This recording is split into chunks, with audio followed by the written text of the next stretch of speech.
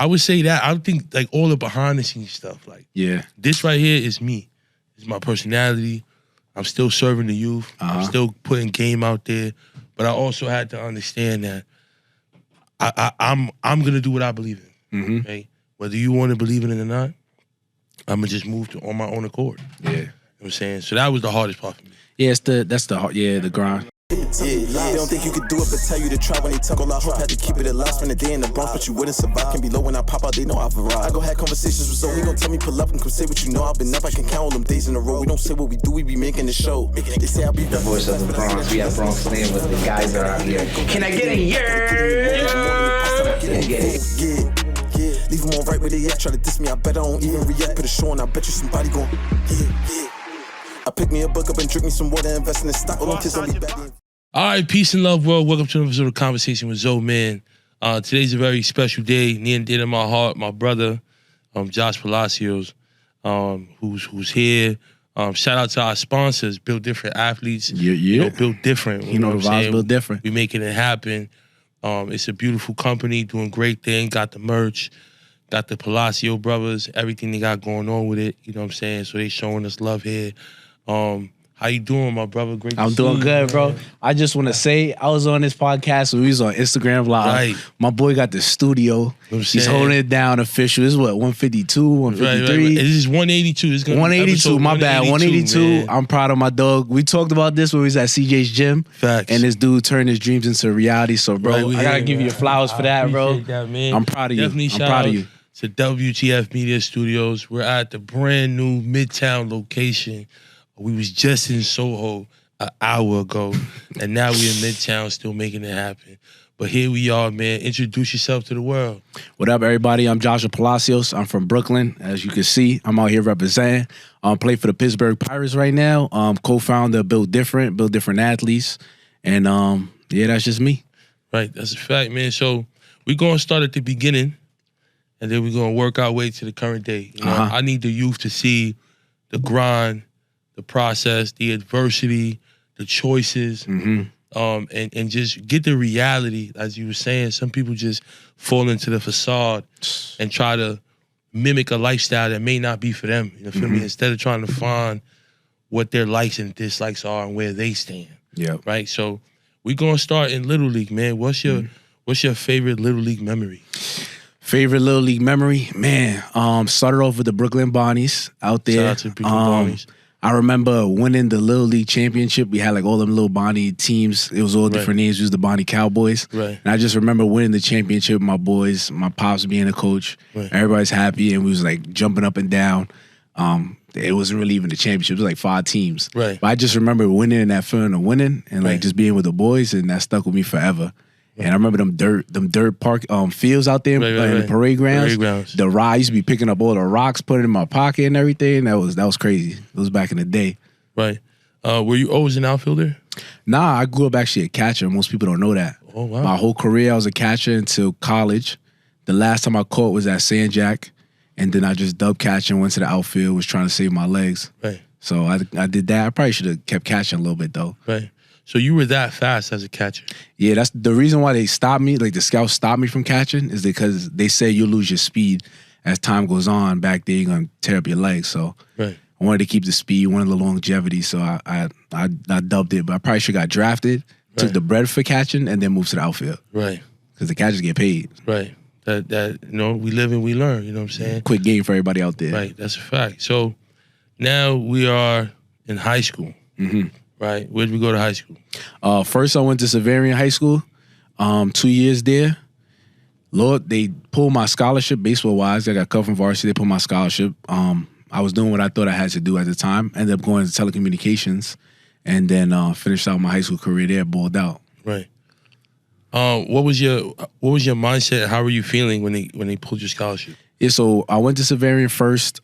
We went under a different coach, Coach Canale. Shout out Coach Canale. He was doing a lot of great things for the kids in the community. Was pulling a lot of guys from PGL, which is where I came from. Right. And we went in there. They had a nasty squad. Unfortunately, they fired the coach. New coaches came in. And my freshman year, had a good time. Played freshman ball. Sophomore year, tried out for varsity. Got cut from varsity. Didn't make it. Went to JV. And I had a good year in JV. Not really sure what happened. My grades was valid. But that's baseball. New coaches, they just probably didn't see me as part of the vision. Right. So I lost a scholarship there, and then it was time to transfer over. And when I lost the scholarship and it was time to transfer, it was kind of defeating. Number one, when I got cut from Vars, Right. it was defeating. My cousins on Vars, all my boys on Vars. Like I always played a year up. So I'm like, I'm gonna be lit with the boys. Then I get cut and I get sent back, and I'm like, damn, I'm with a bunch of guys like I didn't know as well, I didn't play with in PGL and everything. Right. And then when the scholarship got pulled, it hurt my feelings, but it also kind of motivated me because what do I have to do so that this never happens to me again? Right. Even if it was warranted or it wasn't warranted, how do I make myself so good that it's not possible for them to do that without hurting their own self? Right. So now, what's the training looking like going into telecom? Training upticked. I got with my boy Adam Escobar. He held it down. At that time, we started working in the gym. It was the first time I really started getting into the gym about my sophomore year, which would be late now compared to what the guys is doing. Right. Prior to that, I was running track, and I was really running track to get fast. I started getting in the gym. I went about 4 days a week. It was early. I was about 15. Right. Started 4 days a week, and then I started getting into somewhat of an eating program, and it just kind of training, going to the gym, hitting, go home, eat, sleep, do it all over again. Right. But the training really didn't kick up until my senior year. After I went to summer circuit. Right. We did. I tried out for the area code team. Got cut from the area code team. Went to East Coast Pro, which is like right before the area codes. Right. And I started playing all these guys like throwing 95. I'm facing dudes like at the time I think I was 16.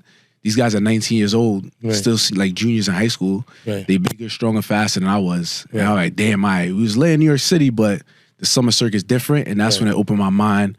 Went back home, was like, yo, we really got to turn this thing up because we got to get stronger, we got to get faster, and we got to get more powerful in our movements. Right. And then that training cycle with Adam, we went 5 days a week, no days off. I'm talking Christmas Eve, lifting. Lifting, hitting Christmas Eve, Thanksgiving, lifting. All that, no days off. And the eating schedule is I eat about 6 meals a day. Right. Ended up that off season gaining about 10 pounds of muscle, dropping my 60 from about a 7 to 6'7", 6'6", right. and going from like 91 to like 94 from the outfield. Wow. And like I tell cats, like, yo, if you really want to do this, you got to live this. Right. My life was literally go to school. From school, me and Chris Perez would get on the train, go over to CJ's, hit over there at extra innings at the time, and then from there, hop on the train, straight to Park Slope, get the lifting with Adam for about 2.5 hours, go home, homework, eat, sleep, do it all over again, no days off. Right. So, how did we have the maturity, or what was our village like for us to stay out the way? Number one, I got to shout out to my parents, my mom and my dad. My uncle had made it to the show. He got some time there. Got a little cup of coffee. Did like 4 years. Right. My dad made his professional baseball, and then my uncle Ian also ran Sale Grays. Right. And they understood like what it took. They seen a lot of guys go through the process. Right. And they knew what it took. And they kind of laid out like, all right, if you want to go to the league or you want to play professional, you want to go to college, this is what it takes. Like you can't just be the best guy around here in New York City and think everything's gonna be good. There's a whole nation of cats working out, training full year, getting after it. And you here, you just balling out against these guys. You got to take yourself to the next level. And what does it mean to be a next level player? Like, how can you be a college player in high school? Right. So I had the vision in my mind, like, boom, I want to make it to the show. I looked at it as what's going to get me to the show, what's going to keep me away from it. And all the decisions I made, or not all, but a lot of decisions I made was pushing me towards getting to the show. So I knew lifting would get me there, eating would get me there, taking care of my SATs and my grades would get me there, parties and girls, all that other stuff. It was going to be there later, but it really wasn't helping the process. Right, that's fire. It really wasn't helping the process. So, what were them grades looking like? The grades is always valid. I'm not going to lie. I wasn't an A+ student. I got ADD or ADHD. Right. So I didn't want to take my meds. I hated the medication. Right. But I battled through and I knew that baseball was what I wanted to do, and I couldn't play baseball if I wasn't eligible. Right. So not being eligible was just unthought of.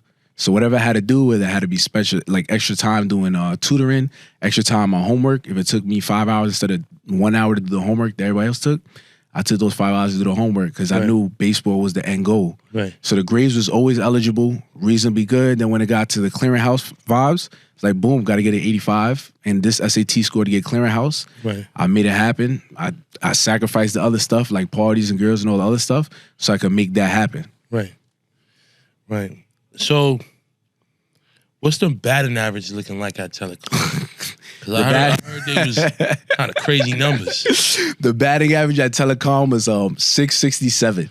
It was a good year. Right. It was a good year. Right. We was at like 3 for 4 every day. Success was crazy. But it was different because I understood, like I already seen the dudes like I was going up against. Right. And then I come back to New York City and it's like these dudes 6'4", 6'5", just hitting bullets, like hitting bombs. When I come here, I gotta dominate. Like the year before, I think I hit 400 and I was like, oh, we doing all right? Nah, I was like, if I come here to the competition here, it's gotta be explosive, gotta dominate because I want to be a college player in high school. That was the mindset. Right. So I'm not gonna lie, when the 67 came across, I low-key wanted to hit 700. Right. So I was a little frustrated. Right. That's insane. So why do we go Juco? Juco. All right, so that takes us to I'll bring it back a little bit though for the guys that's going through the college process right now. My senior year, did hit 67, went through summer circuit, did a whole bunch of things, scout teams, all that.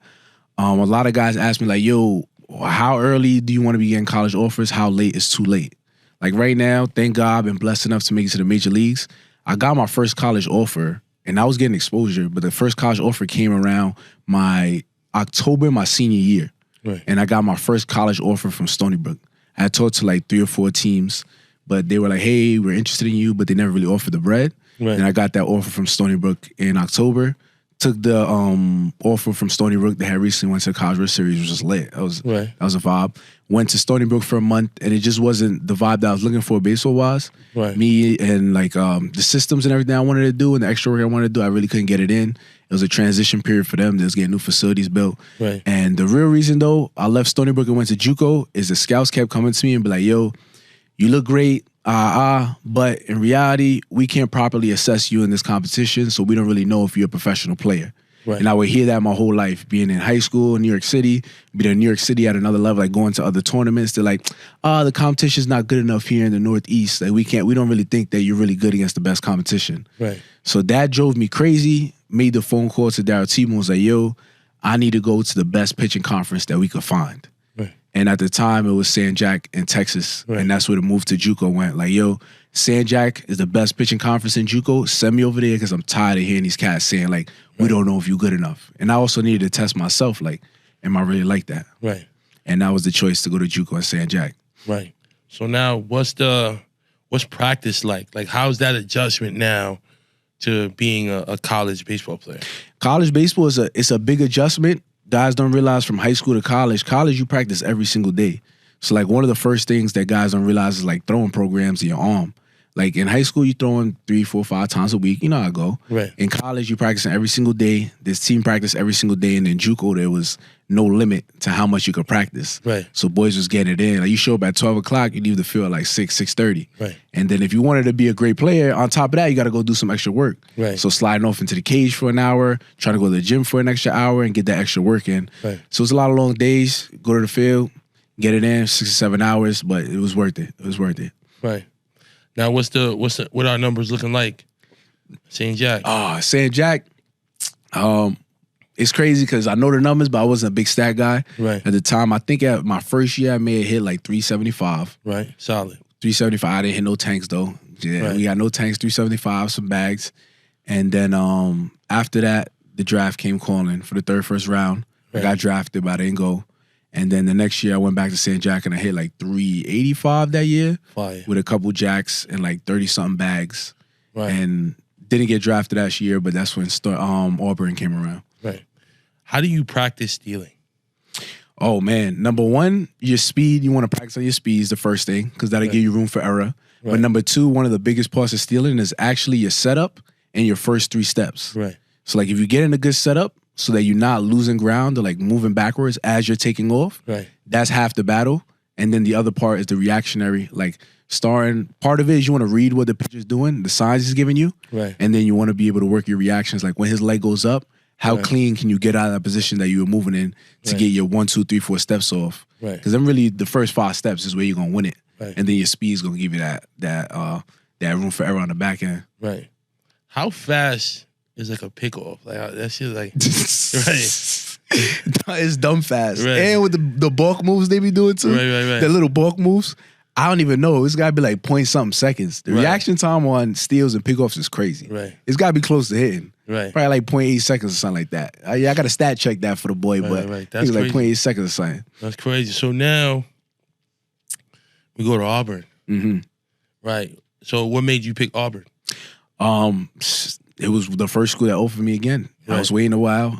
I thought I was putting up the numbers that I had to put up. Right. Auburn comes around. It's a crazy story. This guy's crazy, but my boy goes to Auburn. He does a visit at Auburn. He's a pitcher. It's my roommate. It's my main man, Aaron Ford. Right. And he goes there. He's nasty, lefty. He was throwing like 92, the nasty slider. Right. So he goes there, does the whole visit, talks to everybody. And he's talking, and they're like, yeah, we want to have you. And he's like, oh, that's cool, da-da-da. And they're like, yeah, we get you. And we're looking for probably like another outfielder or something. And our class is set. Right. So my boy Aaron goes, yo, like my roommate's an outfielder. He plays at St. Jack. The dude's nasty. Like he was all region last year. It's like, oh, word. And he hypes me up to the coach. Right. The coach goes, makes some phone calls to the scouts and everything, the staff around. Right. They like what they hear. And then I get a visit to Auburn. So shout out my boy Aaron Ford, holding it down to the gang. That's and fire. then I make my visit out there. It was the first visit, first offer I got. Right. And I went to a football game. Bro, it was crazy. They had the jets flying over. Right. They doing the whole war eagle. They waving a flag. They got an eagle flying around the arena. Right. And as soon as I seen that, I was like, yeah, I'm coming here, bro. Right. We going there. But then on top of that, it was the SEC, Right. top baseball conference in the nation. Right. So once again, go to the best comp, show out. They Right. didn't have nothing to say. That's fire. So you've never shied away from the bright lights of the big moments. Yeah, especially coming from New York City, Right. they don't think that we have high level baseball over here. Like they just see, unfortunately, they see us like all these kids. Like he might be athletic, but he's gonna fail his classes. They're gonna be thugs. We got the stigma on us, so you gotta go and try to break the stigma. My mom pushed that on me heavy. It's like you gotta break the stigma. So coming from New York, you gotta go to where the best of the best is, and you gotta show out and prove yourself there. Because they don't take us serious over here, which is unfortunate. Right. Well, you guys are definitely making a statement. We definitely got a lot of great talent on a whole bunch of levels, in prep school. And I would say, I don't know if PSAL is the same as it once was, but it's strong. PSAL, you got these travel ball teams. How do you feel about travel ball and where it's at today? Not to control what they pay to play. Like none of my teams go to afford to go to perfect game. Right. Like I never been to a perfect game. Right. And then it puts you at a disadvantage because most of the scouts go to the perfect games, Right. and they're not really seeking like they did back in the day where they come into the parts that you play at, Right. because it's more convenient. Right. So you start pricing guys out the sport, and I think that's why you see such a lack of American diversity in the sport with the minorities and the African Americans in baseball now. Right. I mean, we only here to tell the truth. That's a fact. So it's a fact. Kids are being priced out. It is super expensive. And then why do I want to be the only black kid when I can play basketball, football, and I'm more around my kind? Like I'm not just that guy. Like Hov said, the higher you gotta go, there ain't many of us. So it gets lonely out there. College, and then in the pros, you know what I'm saying? You don't see a lot of melanin walking around over there, especially, for black players. You know what I'm saying? I feel like it's under 6% in the major leagues now. Yeah. You know what I'm saying? And it's not attractive, it's not appealing. It's crazy. It's the lower percentage than it was in the 80s. Wow. And we should be in a much better time than we are now. Right. I think the pay to play and the pricing out has a big impact on what's going on with those numbers. Because even like us, we had the blessing. Like we grew up in Brooklyn. We playing with a bunch of Brooklyn cats. We had diverse team, minority teams. Right. But still, like right now, in today's day and era, if we was playing, I don't think any of our parents could afford to be going to all these perfect games and pay $5K for a tournament or that for a tournament or that for a tournament. It's crazy. And why would I do that when I could play basketball, football, play it for free, and try to get a scholarship to college? Right. I went to one perfect game in Jersey, and I mean, I was scared to ask my pops. You know what I'm saying? Like, little 5-piece, like, yo, all right, cool. So find one, and you go to that one, and that was like the closest one. It was cool. I think I was like a 7.5 or 8, whatever. I hit really well, hit some bombs, ran pretty well, but I seen the dude swing and miss 4 times. He got ranked 8. So I feel like you should get no ranking if you swing and miss 4 times, bro. Like, it's a big dude though, you know what I mean? But at think he hit 1 home run. And I hit 2 to right field, 2 to center, and 2 to left. Like, Damn. you know what Spread I'm it saying? out. Spread it out. I showed power all over the field. Sunset around the world. Around the world, you know what I mean? So this is not for the weak, man. Mm-hmm. You know what I mean? So how are your relationship with your college coaches? Very tasty, cheesy, onion, all of the above. One word to describe it, scrumptious, right? We from the town, so we just gonna say pause first, but it melts in your mouth. You just love it. You know what I'm saying? I wear this shirt to sleep. How much I love 7th Street Burger, man. It's near and dear to my heart. You see the logo? It's near to my heart. That's how we do it, man. Peace. College coach relationships was good, but I also knew what I was getting into going into college. Because shout out to Darryl Tebow once again, and my Uncle Ian put us on to game. Like, when you get recruited by a college, like, this dude is going to be the greatest person ever. He's going to do everything he can to get you to go to school. Right. Not saying the college coaches is bad, but, like, Right. you're going to see the best side of him. He's Right. trying to recruit you. Like, Right. guys, you got to treat it like as if you're a girl. Right. Like, you never, like, talk to this girl. You're going to put on your best emotions. Right. You're going to dress the best. You're going to give your best presentation. Go Right. all out. But, like, once the college coach, you get to the college, Right. you're there. Like, now is what can you do for the college coach? How are you performing? Right. So that same guy that was kind of recruiting you, now he's got to worry about keeping his own job Right. and putting out a good product on the field. He's not going to be the same, like, hey, I really want you here. Come on here. Once you're there, it's like, yo, all right, we got you here. You got the scholarship. Now you got to earn your keep at the school. Right. So I always understood that with the college coaches and had a good relationship. It helped that I was doing well on the teams. Right. So I had a good relationship with all my college coaches. Right. But I understood that it was also a business at the end of the day. And that dude's trying to put food on his plate Right. for his family to eat. Right. So you got to go out there and put in work so that he can keep his job Right. and his family can keep eating. Right. You ever see a situation when you felt like you seen a guy that you feel like deserved more opportunity? Oh, man, all the time. All the time. I think there's more guys that deserve more opportunity than guys that, like, that get a shot that don't deserve it. Right. Like, especially in Pro Bowl with AAA and, like, AA and coming up, there's a lot of guys that could get those opportunities. Even, like, in Juco. Right. Bro, I had guys in Juco that could easily play at Auburn. But there's a limited amount of spots, and there's a lot more that goes into it than just talent. So whether it be the grades, like in college it was the grades, like guys that's better than me, didn't have the grades, couldn't go to the school, or other things where, like, unfortunately in Pro Bowl, like, you might not have the full imagery. You might have 2 tools but not 3 tools, or Right. there straight up might just be a log jam and you balling out, but there's nowhere to put you. Right. It's a numbers of games, man. It's tough. Right. So how's that? We gotta talk about that sliding into third Millie Rock. Legendary. That's a throwback. Legendary. That's a throwback, bro. Legendary. That's a throwback. Yeah, I had to put on for Brooklyn. Like, Right. everywhere I go, I try to put on for the people. Right. And try to show them, look, I'm one of you. If I could do it, you could do it. Right. So it's my way of trying to pass on inspiration. Right. So I was sitting there thinking, like, yo, what dance can I do? At the time, everybody was Millie rocking. Like, Right, 2 Millie right, was right. high. It was Millie yeah. rock on any block. Right. So I was like, yo, if I hit a double or triple, so I got a Millie rock on them. Right, and I remember right, we was right. playing Alabama. It was our rivals. Right. It was a big Tuesday night game, like a rivalry game. I was telling my boy Melvin, like, yo, son, if I hit a triple, I'm hitting the crazy Millie rock on Right. these cats right now. Hard. First pitch I got, in the gap. And I remember around the second baseman, I was already thinking, like, all right, how my Millie rock gonna look? I was already Right. envisioning it. As soon as I slid, popped up, hit the Millie rock for the boys. Hard, bro, hard. Love that. We aging ourselves right now with That's this a Millie fact. rock, though. We aging That's a ourselves. fact, man. I mean, you know, we was around for the good times. You That's feel a me? fact, Like, though. you know, so now things are starting to get more serious. Mm-hmm. Right? Did we spend 2 years at Auburn? Nah, I was one and done. One and Junior year, done. got drafted out. Right. But, you know, that's your 3rd year of college. Yeah. So what's next? Yeah, after that was the draft. Got drafted in the 4th round with the Toronto Blue Jays. Right. And it was the introduction to Pro Bowl. First got into Pro Bowl, like, my wrist was hurt, so I was doing a little rehab. Right. But it's a whole different, Pro Bowl is a whole different mindset. Like, Right. once you get there, you realize, like, at college, you practice every day. Like, Pro Bowl, all we do is practice. Right. Like, this is your lifestyle. Like, there's Right. pretty much no days off. Right. So you up there, the first level you get to is going to be rookie ball. You're going to wake up about 6 a.m., catch that 6:30 bus, go to the complex. You're going to be on the field by about 8 o'clock. It's going to be the middle of the summer. You're going to practice a full practice, and then 12 o'clock, you're going to go inside, come out 1 o'clock, hottest part of the day, you're going to have a 9-inning game. Right. And you're going to be on a backfield with no shade, no nothing. Dude's probably going to be out there throwing 100, and he going to have no clue where the ball's going. Right. You got to lock it in. Right. You got to lock it in.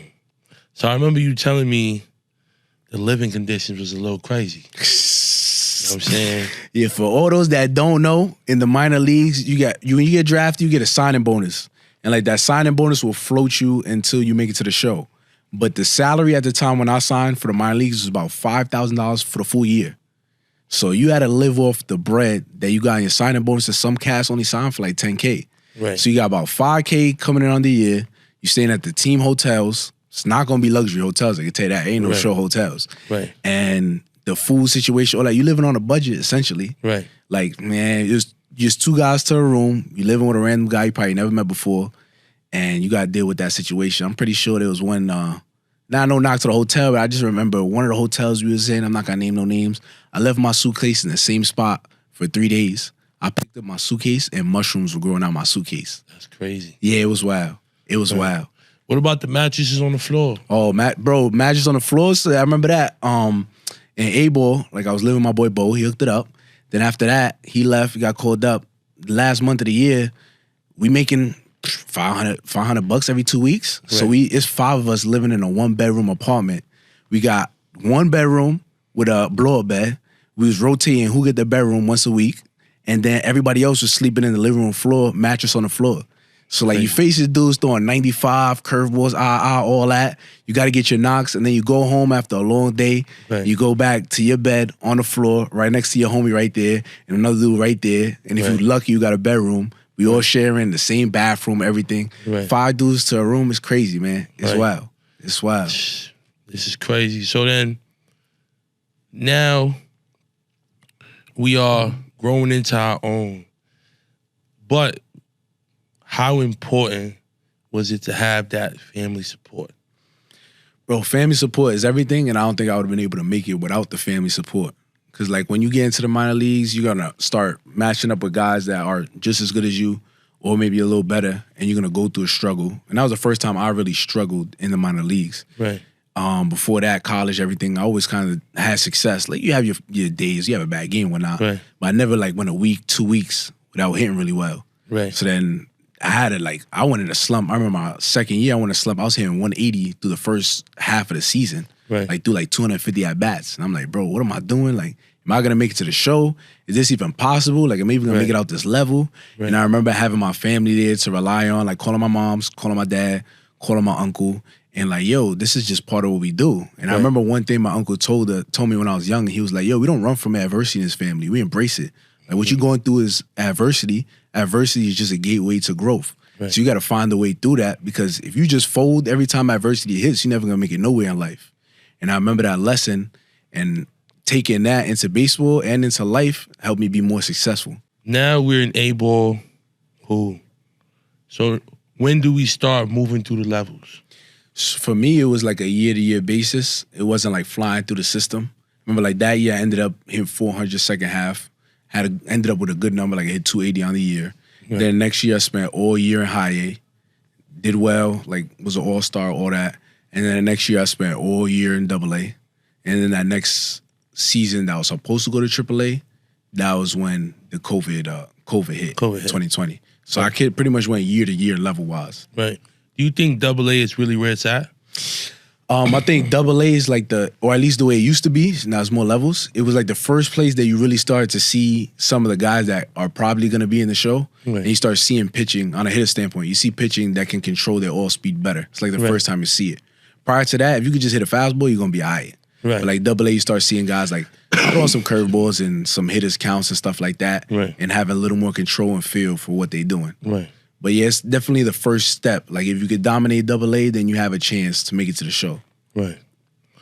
So in the midst of all of this, we build different athletes. Yeah, that was actually that year in AA. Got together with the homies, Chris Perez, my brother Richie Palacios, and my boy Justin Lopez, and was like, yo, we need to make something, number one, to inspire, but also nobody was really like investing us and endorsing us. Right. She was like, yo, if nobody's gonna endorse us, why don't we endorse ourselves? Like we make our own thing.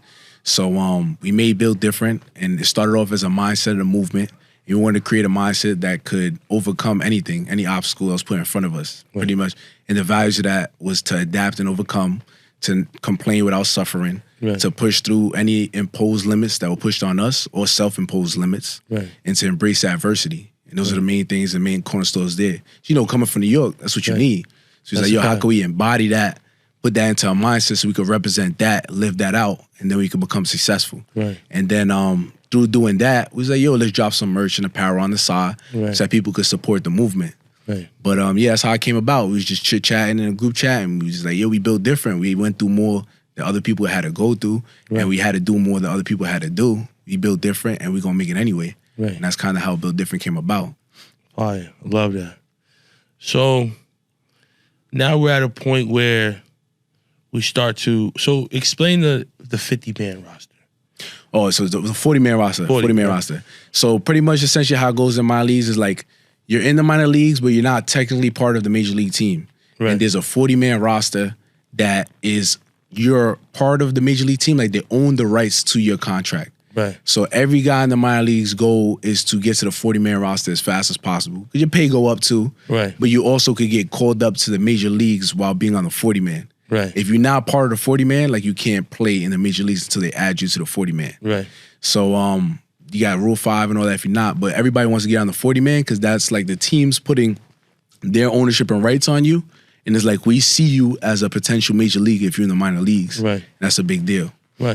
So you've been able to spend, I think you were up like the last 2 months last year?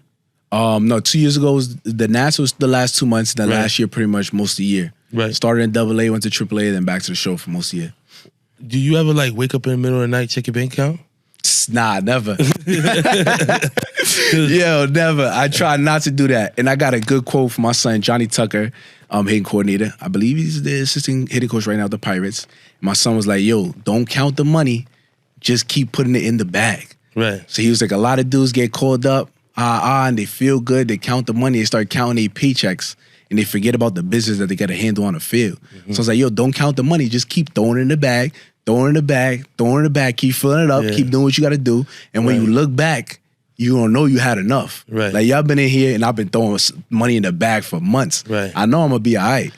But when you look at the bank account, it's like, think it looks all right, but it's not where we want to be at. We want to get comfortable. Well, shout out to my guy Fab. As a true Brooklyn native, of course we're going to throw it in the bag. You know the vibe. Shout out Fab. Of course, just throw it in the bag. That's what we Don't even look. Just throw it in the bag, man. I love it, man. Love that. So, how does this off season compare to the others? It's different. This is the first off season I'm coming off, like spending multiple months in the major leagues. It's pretty much the major leagues for most of the year. So I have a better understanding of what the game needs from you in the major leagues, the adjustments you got to make. And then I also got more resources this year, so I was able to go to different places. So I was able to do motor preference, learn some motor preferencing. For guys that don't know, it's like they teach you how your body works, so you can make it the most efficient, avoid injury, and move faster. I was able to do some assessments and stuff and work with drive lines to work on my bat speed and everything, try to get my arm speed up. And really kind of more dialed in, locked in on little things that I know are going to make that adjustment in the show. Because when you're coming up in the minors, you make an adjustment to each league, but sometimes those adjustments don't translate to the show. Once you spend a couple months in the show, you start realizing what adjustments you got to make there. And when you make those adjustments, then they start translating. So it's been all about what I got to do to be a successful player in the show this year. You know, we always geared towards the youth, so we got to sprinkle, well, there's tons of gems here, but how important is it to be a good teammate? It's very important, bro. From the bottom to all the way to the top of the game, you got to be a good teammate. Because number one, you don't want to be a selfish guy that only cares about himself, because everything that goes around comes around. So if you can't feed off the energy of your boys and be promoting your boys and trying to help them out and be there for the team and to win, it's not going to be an easy road for you. Because when you down bad and you haven't been a good teammate, nobody else is going to be out there to look out for you. And when other guys is down bad, you doing good, you looking out for dudes is important. And at the major league level and the college level, it's all about winning. Like you could be this guy, this, that, and the third. If you're not winning and you're not helping the team win, you're going to get replaced. So you got to be there. You got to create a camaraderie. The only way to go far is to go with multiple people. So you got to do the right things. Be a good teammate. Hustle. Get after it. Do all them things. What's your routine like? Right now in the show, routine will usually be like, I get to, you want off season or in the season? Both. Both. Both? You start off season. Off season, my routine is generally like the routine I just came from AZ. I wake up about 6:30, get to the PT, do some PT at 7:30. Like I eat breakfast first, weigh myself, all that. Go to the PT, do some PT, make sure I get my body right. After about 7:30 to 8:30, done with the PT, grab another quick bite, go to the training session. You probably do some running on the field for about an hour, and then lifting in the gym for about 30 to 40 minutes to an hour, depending on where we at in our lifting phase. Right. Then from there, we drive over to drive line, go there, eat again, hit for about an hour and a half. After we done hitting, boom, over to the throwing program. Throw, takes about 40 minutes. Then after that, depending on the day, boom, to a field, get some outfield work in with my coaches, do some base running stuff, take it to the crib, eat, relax, and prepare for the next day. Then in season, people don't realize the 7 o'clock games, we usually get there like 12:45, 1 o'clock. Get into the stadium. We eat at the stadium. After we eat at the stadium in the cafeteria, bus like boom, head over to the training room. Hot tub, cold tub, little contrast, get the body going. Get out, shower, get into the gym, bike, warm your body up, foam roll, do all your exercises. After that, I would probably go over to the cages, hit in the cage for about an hour, get my work in, come back out, eat, go on the field defense. Then after defense, you got batting practice, and I do hit on the field, do batting practice. Inside, you do a team meeting about the pitch you about to face and everything you need to know about the team. Go in, eat, take a shower, hit a little bit, get dressed, go out on the field and play. Right. So there's a lot going on before a game. We don't just show up there at 5 o'clock. Right. It was getting after it. Right. That's a whole. Whew. It's a day. It's a day. So I definitely want to. I said thank you, but I want to say thank you again for letting us come on the field in Philly. You know what I'm saying? We did that movie behind home plate. You know what I'm saying? Good vibes. Wow, hold it down, I'm man. always thankful, for those opportunities, on field with your boy Zoe. You know what I mean? But so now, what how do you choose and know how to handle yourself with like social media and things like that? Same thing as when I was in high school, bro. You got to understand the long-term vision. And you got to keep that in mind.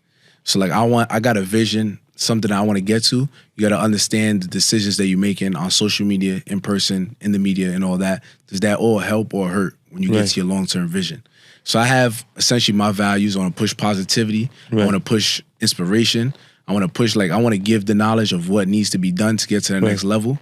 And I want to just show love and enjoy the game that I love playing. Right. So that's pretty much all my social media and all my media stuff is about. Right. So you pretty much laid out the blueprint for this guy, Richie. I ain't gonna say all that because then you're gonna get tight. But I did help out. I helped out. I mean, I had my pops, my uncle, my uncles. I had a village helping me out. Right. So I just, through trial and error, I learned stuff, and it's a blessing. He's only 2 years behind me. Right. So it makes me feel better because when I fail and I go through things and I may not make the right decisions based on wise, I may swing at the wrong pitch. I understand all these things can be processed and move over to my brother, and I can try to help him out so he can avoid those pitfalls. Right. But I gotta shout out and give credits to him because he gets after it. They told me he was too little, he was too small, he's never gonna make it to the league. Wow. And that boy got in the gym, he did what he had to do, he put in work, he put in numbers. Just ignored all the talk from out there, and my son made it to the majors. A lot, I'm happy I made it, but I'm more happy that he made it because New York City, it ain't easy.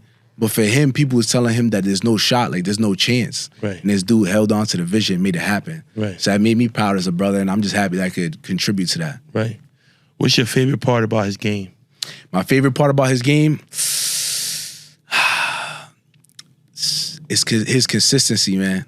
He's real consistent in his mental process. He's real consistent about what he does, how he goes about it. His numbers don't float up and down. He's real attention to detail and focused on what he got to handle. Right. And that's probably my favorite part of his game. That makes me proud because I know that pays off longevity. Right. And then my son added some power, started hitting some tanks. Right. So that was nice too.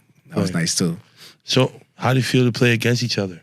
Bro, that was a bucket list moment for us, man. Right. That was crazy. We talked about it forever. I remember when he told us that he was getting called up. I remember I was at home for All-Star break. He calls my mom, I was at home. I don't know what. I think I was playing the Mets. He calls my mom. Right. It's like, yo, I'm getting called up. He calls me, yo, I'm getting called up. We going crazy. Yeah, he's back to the league. Right. And like, one thing is like when you in it, you really can't ride the roller coaster. You got to be locked in. Right. But that's his career, so I get to ride the roller coaster, go up and down, just enjoy the moments that we have. Right. So I'm like, yeah, let's go. Then my mom looks at the schedule and she's like, oh shoot, you guys play the Cardinals next week. Right. So I'm lit. I'm excited, and they come down. Just seeing him in a major league uniform and just seeing him on the other side, it was bittersweet because I'm trying to cook the Cardinals, but at the same time, like I'm looking at my brother like, damn, bro, I better ball out too. Like, I don't want him to hurt us, but wants to ball out. So it was a blessing, bro. I was thankful, prayed that day, and just thank God for like what He did for both of us and for my parents, and for that to have that opportunity is just amazing, man. Right. Who won that matchup? I'll let y'all decide. I had more RBIs, I think. I think my son had more hits. Right. I hit the ball hard. I hit one home run and a double and had like 5 RBIs. I think he had like 4 hits, like 4 RBIs. Right. I don't know who won that matchup. I don't know. I mean, I think, you know, when you're watching the game at home, you see a couple thug tears. You know what I'm saying? Like, it's just beautiful, bro. Like, I really trained with these guys. I was around these guys. I'm really close. I know you a lot more than I know Richie. You know, the fly superstar, Gucci down to the socks. You know what I mean? That's the guy. You know what I'm saying? But wait, has that always been like he always been drippy like that? He's always wanted to shine. Always wanted to shine. That's a New York City thing. As you could tell, we like to shine. Right. So he's always like to shine. He's always like trying to get the fly sneakers at the times. The Kobe's, we was getting bots trying to figure out how to get the sneakers and everything. Right. And my boy always liked to shine. I mean, I think I have more drip in total as a collective package as him. But he's definitely a shinier object. Yeah, he likes to shine. Yeah, so I can see that. All right. That's a good that's a good way to depict that, you know, my guy Rich, man. But going back to it, man, it was a beautiful thing to witness, bro. Like I'm watching it with my girl and I'm telling my son, and I'm like, yo, like look at this, like this is crazy. Like definitely shout out to Turn 2 Fitness, man. Yeah, facts. CJ is an amazing human being. Shout out to Turn 2 Fitness, man. My dogs hold it down from the beginning. Best place to train in New York City, hands down. If you're an athlete, baseball, basketball, football, track, anything, go see that man. He's gonna level you up. Right. He had a ballerina the other day. Like, I peeped that. He knows everything. That like, dude's on top of it, man. He just knows, like, he just stays so consistent, bro. So super smart, super loving. And no lie, if you're not really trying to be a part of the family, then Train 2 is not, like, Turn 2 Fitness is not a place for you, bro. Nah, facts. He's all about brotherhood, family, like getting to know other guys. You know what I'm saying? I was coming all the way from the Bronx, you know, training with you guys all the way out there, but it's all about how bad you want it. And nothing, an hour and 10-minute train ride is nothing to me to where I'm trying to make it. First of all, you know, that's the first time I ever dropped my iPad in 182 episodes. Hey, you know what I'm saying? But we good, though. Got that boy nervous. We got him nervous. Yeah. But, you know, what are your goals for this year? Goals for this year, gotta be lofty, man. God willing, try and get 30-30. That'd be crazy. Facts. That's the goal. But you want to set high goals, and if you fall under that goal, you're still gonna be elite. Right. So the goal for this year be 30-30. Nice little, God willing, like 780, 800 OPS. Right. Get after it. But the biggest goal would be to make the playoffs, man. Right. We haven't made the playoffs in I think around like 10 years. Right. So I want to get in some playoff baseball. I've never been to the playoffs. I want to play some playoff baseball with the boys. Right. Bring that to the city of Pittsburgh. They deserve it. That'd be lit. Right. You know, we definitely got to get out to Pittsburgh for sure. I'm gonna definitely be out there. What would be your message to your younger self? My message to my younger self, it'd be consistency over intensity. So no matter what you do, like you could bring the intensity, but you have to be consistent in all that you do, all facets of life. And everything is connected. How you do one thing is how you do all things. I learned that growing up, and I would love to tell my younger self that. Like, how you do one thing is how you do all things. You got to be consistent in that thing. Nobody's ever been successful not being fully consistent. Right. And I think I was reasonably consistent in my career, but there's definitely another level that you could take it. There's always another level. Right. So that's what I would preach to my younger self, just in all things, cleaning, like the way you manage yourself, the way you, like, cleaning the dishes, all that. That's all self-discipline. Right. The quicker you can get that, the quicker you can level yourself up. Right. What would be your message to the youth? My message to the youth, Stay in school, get your grades. No matter what you want to do, stay in school, get your grades. Especially if you want to be an athlete, bro. If you're an athlete with no grades, you're not going nowhere. There's no interest in you, bro. So the knowledge is really what's going to take you to the next level. Like, no matter what you're doing, if you can well research, you have the knowledge, you understand what needs to be done, you can make it happen. Study those that came before you, read some books, figure it out, learn from their knowledge, and you can take it to whatever level you want to take it. Right. What do you feel can be done to embrace more black players? You know, I feel like, you know, we don't really have like an OBJ or KD, like that, like public figure that would be like, yeah, like a young black kid could see, like, yeah, that's lit. Like, I want. Well, we got some now. They try to promote it. Like, we got Jazz Chisholm, lit. Yeah. We had some growing up, CC Sabathia, right? Curtis Granderson, them dudes. But what I think could be done, we just talked about this in the Bahamas, the Players Alliance Summit. Shout out to Players Alliance, bro. If you don't know what that is, tap in, trying to get more black youth into the baseball. It was trying to figure out how could we get more major leaguers and what can we do? What can we invest? What can we do to get more black major leaguers? Right. And at the end of the day, we came around, my brother brought it up, is the development. Right. We got to come back to our communities, give back, and develop the youth. Right. Because the real difference between the guys that can, in Florida, more money or other things, they could pay for the resources to get better development. Right. Here, we got the heart. We just need the development. So the only way to make that happen is after you make it, you got to go back and give back from where you came from. Right. If guys is making it out in New York City, we're not coming back. We're not giving back to youth. We're not giving back knowledge. We're not going to get nothing out of it. So you got to give back knowledge. All those that are higher levels, give back knowledge so you can help these kids develop and become what you did or possibly better. Without that, we ain't got a shot. Right. I got this quote out at a funeral, but it applies, man. Me and this white lady she was just kicking facts, man. I ended up writing it down. She said, in life, you have to earn, learn, and return.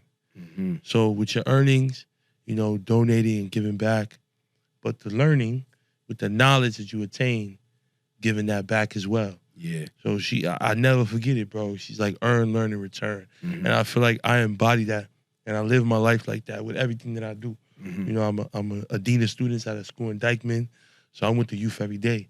And now I see why God put me through all of those things.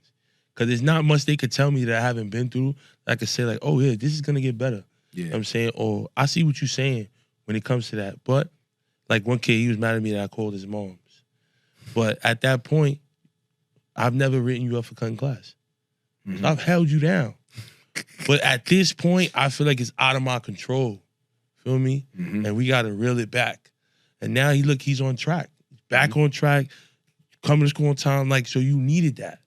And me being only knowing you for a short period of time, I couldn't reel you back in. Feel me?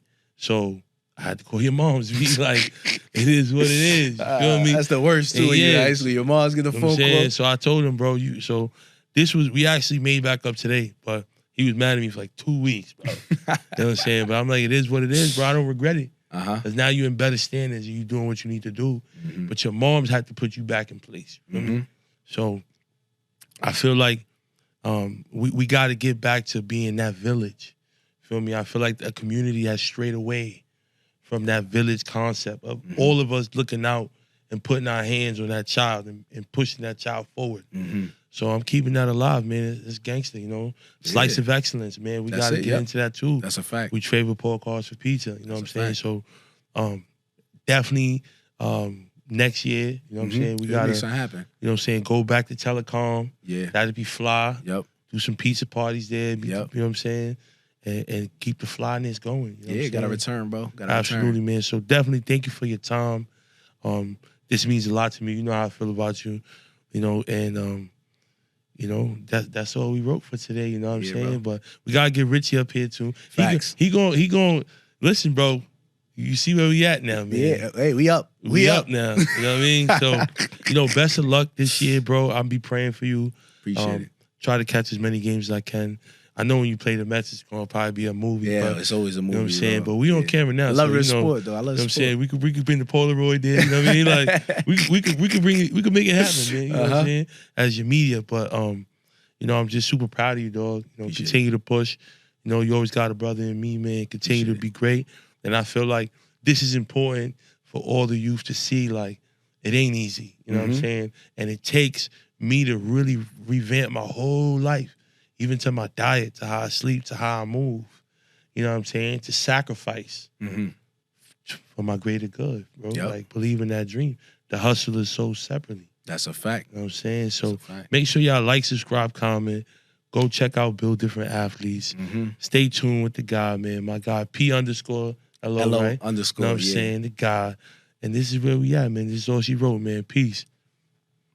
My boy. Again, it's lit, bro. I'm proud of you, bro. I appreciate it, man. I'm proud of you, bro. Peace and love, world. Make sure you like, subscribe, comment, support the channel, show your love. You know what I'm saying? We having great conversation week in and week out. You never know who's coming. You never know what we're going to do. But at the end of the day, it's all about peace and love. So make sure you like, subscribe, comment.